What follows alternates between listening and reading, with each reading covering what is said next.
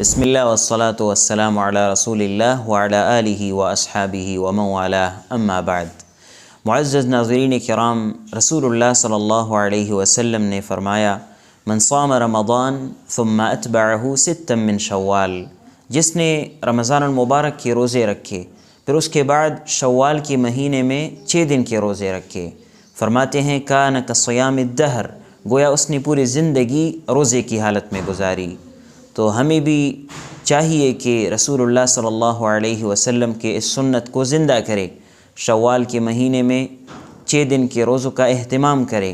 اللہ سبحانہ و تعالی سے دعا ہے کہ ہمیں رسول اللہ صلی اللہ علیہ وسلم کے طریقوں پر چلنے کی توفیق نصیب فرمائیں۔ وما توفیقنا الا باللہ۔